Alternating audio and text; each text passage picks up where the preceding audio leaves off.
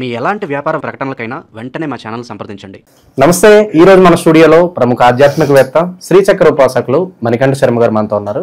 గురుగారితో మాట్లాడేద్దాం. నమస్కారం గురుగారు. పరమేశ్వరార్పణమస్తు. గురుగారు, అక్టోబర్ మాసం విశేషంగా వృషభ రాశి వాళ్ళకి ఎలాంటి ఫలితాలు ఉంటాయి, ఎలాంటి పరిస్థితులు ఎదురవుతాయి అంటారు? ఓవరాల్ గా ఎలాంటి జాగ్రత్తలు పరిహారాలు తీసుకుంటే బాగుంటుంది? వృషభ రాశి వారి దగ్గరికి వచ్చేసరికి కృతికా నక్షత్ర 2, 3, 4 పాదాలు, అదేవిధంగా రోహిణి నక్షత్ర 4 పాదాలు, మృగశిర నక్షత్ర 1, 2 పాదాల వారు కూడా ఈ యొక్క వృషభ రాశిలోకి విచ్చేస్తారు. ఈ వృషభ రాశి వారు ఆరోగ్యం విషయంలో చాలా జాగ్రత్తగా ఉండాలి. ముక్కుకి సంబంధించి కానీ గొంతుకు సంబంధించి కానీ ఇబ్బందులు కలుగుతూ ఉంటాయి. అంటే ఇన్ఫెక్షన్స్ రావడం, గొంతులో కొన్ని నరాలు అనేటువంటివి కానీ కొండనాలిగా వరవడం అనేటువంటిది, భోజనం చేసినప్పుడు ఇక్కడ మింగలేకపోవడం అనేటువంటిది ఇబ్బంది పడే అవకాశాలు ఎక్కువ లభిస్తూ ఉంటాయి. మీరు ఇంట్లో ఉన్నటువంటి హోమ్ రెమెడీస్తో సరిపోతుంది. డాక్టర్ వరకు అవసరం ఉండదు. కొంచెం జాగ్రత్త వహించడం చాలా మంచిది. ఇక నెల ఫలితాలకు వచ్చేసరికి, మాస ఫలితాలకు వచ్చేసరికి రాజకీయంలో ఉన్న వారికి కాస్త ఇబ్బంది, పార్టీలు మారేటువంటి అవకాశం, కండువాలు మార్చుకునేటువంటి అవకాశం ఏర్పడుతుంది. విద్యార్థులకి జ్ఞాపకశక్తి పెరుగుతుంది. ఇది వరకు చదవని వాడు కూడా చదవడం మొదలు పెడతాడు. నువ్వు కూడా చదువుతావా అనేటువంటి ప్రశ్నార్థకం బయట చూసే వాళ్ళకి, వీడు అసలు చదవడే, వీడు కూడా బాగా చదువుతున్నాడు అనేటువంటి విషయానికి వస్తుంటారు. ఇక తాత ముత్తాత నుంచి వచ్చేటువంటి ఆస్తి ఏదైతే ఉందో దాని మీద అంత ఆసక్తి చూపించరు. వచ్చేప్పుడు చూద్దాంలే, మనదేం పోయిందిలే, వచ్చేది మనదేగా అనేటువంటి ఒక నిర్ణయానికి వస్తారు. దాని మీద ఎక్కువ ఆశ కూడా చూపించుకోరు. భార్యాభర్తల మధ్య కీచురాట్లు అనేటువంటి పెరుగుతాయి. థర్డ్ పర్సన్ ఎంటర్ అవ్వడం జరుగుతుంది. ఈ యొక్క కలహాల వల్ల ఇతరులతో అక్రమ సంబంధాలు కానీ ఏదో ఉన్నాయని విషయం బయటపెట్టడం, దానివల్ల లేనిపోయి చికాకులు తెచ్చుకుని ప్రశాంత వాతావరణాన్ని కలకాపులకం చేసేసుకుంటారు. ఈ నెలంతా కూడా మానసికమైన వ్యధ ఎక్కువ లభిస్తూ ఉంటుంది. తర్వాత విదేశాలకు వెళ్ళాలనేటువంటి ఆలోచన ఉన్నటువంటి వారికి అక్టోబర్ 5వ తారీఖు నుంచి 21వ తారీఖు మధ్యలో మంచి అవకాశం, శ్రీకారం చుట్టుకోవచ్చు. రియల్ ఎస్టేట్లో కానీ స్టాక్ మార్కెట్లో కానీ ధనాన్ని వెచ్చించేటువంటి వారు ధనాన్ని పెట్టుకోండి. ఎక్కడ ఏ ఇబ్బంది ఉండదు. రూపాయికి 75 పైసలు లాభమే కనబడుతుంది తప్ప నష్టం అయ్యేది కనపడదు. వ్యాపారం ప్రారంభం చేద్దాం అనుకున్న వారు ప్రత్యక్షంగా చేసేసే వ్యాపారాలు ఇబ్బంది లేదు. పూలకు సంబంధించి కానీ, వస్త్రానికి సంబంధించి కానీ, కాస్మెటిక్స్కి సంబంధించి కానీ, లేదా శీతల పానీయానికి సంబంధించి కానీ, ఈ 4 బిజినెస్లు కూడా అద్భుతంగా పెరిగి పనిచేస్తూ ఉంటాయి. ఇక వృషభ రాశి వారికి విలువైన వస్తువులు పోగొట్టేసుకోవడం, ఇంకోటి కొనుక్కుంటానులే ఏమైంది అనేటువంటి ఒక యారగెంట్ చూపించడం అనేది జరుగుతుంటుంది. అంటే చూపించాలని కాదు, కానీ ఆ సమయానికి వాళ్ళు కోపానికి వెళ్ళి తన యొక్క పౌరుషాన్ని చూపిస్తూ ఉంటారు. దీనివల్ల వారే నష్టపడతారు. తన కోపమే తన శత్రువు అన్నటువంటి విధానాన్ని వీళ్ళకి తెలిసి వస్తుంది. ఆడవారి విషయానికి వస్తే కనుక సంతానం కలగాలనేటువంటి కోరికతో ఎవరైతే ఉన్నారో వాళ్ళకి అంత ఆశాజనకంగా లేదు. కాస్త ఇబ్బంది. ఈ నెల కూడా వదిలేసుకోవడం మంచిది. సంతానానికి అంటే ప్రసవానికి ఎవరైతే ఉన్నారో వారు పుత్రికా సంతానం ఎక్కువ కలుగుతుంది. పైగా జనించేటువంటి శిశువు కాస్త ఇబ్బందిదాయకంగానే పుడుతుంది. ఒక వారం 10-15 రోజులు హాస్పిటల్లో వైద్యానికి ఎక్కువ ఈ శిశు జననంలో వాళ్ళు ఎక్కువ చేస్తుంటారు.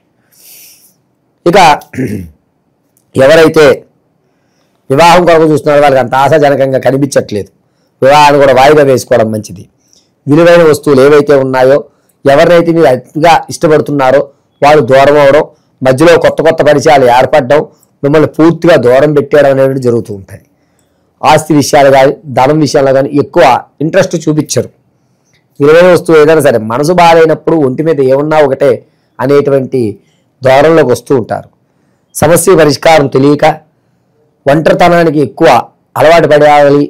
నేను ఒంటరిగానే ఉండాలి, ఎవరితోటి మాట్లాడకూడదు, నా పని నేను చేసుకుంటూ వెళ్ళిపోతాను అనేటువంటి ధోరణికి వస్తుంటారు. వృషభ రాశి వారు ఈ నెలలో వీరి యొక్క ఆలోచన ఎలా ఉంది అనేది ముందు మనం చర్చిద్దాం.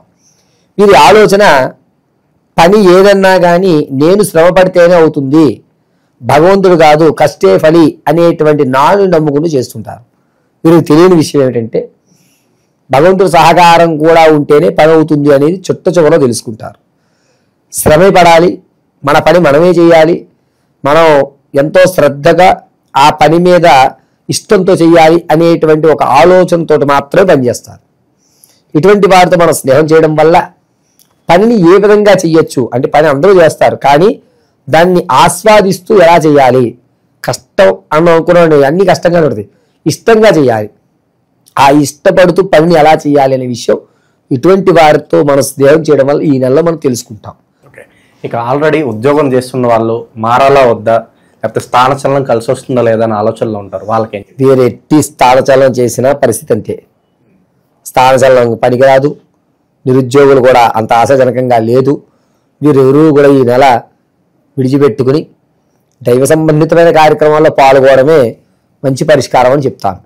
ఇక విశేషంగా మరి పరిస్థితులు ఎలా ఉన్నాయి కాబట్టి ఎలాంటి పరిహారాలు వీళ్ళు కాపాడతాయి అంటారు? మనం ఇప్పటి వరకు చర్చించిందంతా కూడా గోచార రీత్యా చెప్పుకున్నామండి. విశేషంగా వీరి గురించి వ్యక్తిగతంగా తెలుసుకోవాలని కింద స్క్రోల్ అవుతున్న నెంబర్ని మీరు సంప్రదిస్తే date of birth, time, place of birth ఆధారంగా మనం పూర్తిగా పరిష్కరించి చెప్పొచ్చు.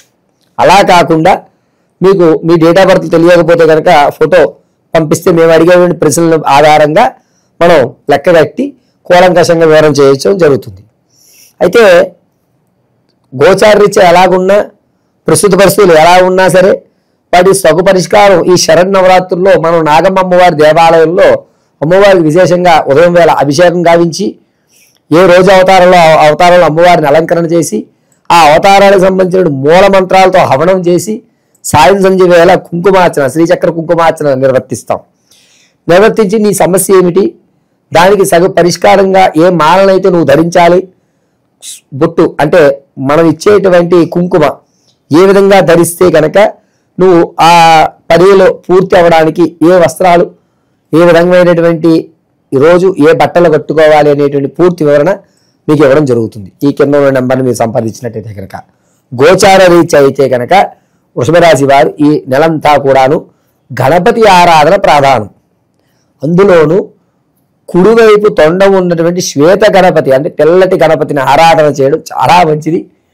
బెల్లం నైవేద్యం సమర్పించి అందులో సగభాగాన్ని ఏదన్నా చుట్టుమొదట్లో పెట్టి పూజ పూర్తయిన తర్వాత మిగిలిన సగభాగాన్ని స్వీకరించి అరగంట వరకు ఇంకేం తినకూడదు. వీరు అర్చన చేయలేము గురువారం అంటే కనుక ప్రతిరోజు ఏదన్నా ఆవుకి ఎండుగడ్డి పెట్టండి. ఎండుగడ్డిని ఆవుకు సమర్పించడం వల్ల మీరు అనుకున్నటువంటి పరిస్థితులు, ఈ భార్యాభర్తల మధ్య చికాకులు, ఇబ్బందులు లేకుండా కాపాడుతుంటారు. కుంకుమని వృత్తలాకారంగా ధరించడం చాలా మంచిది.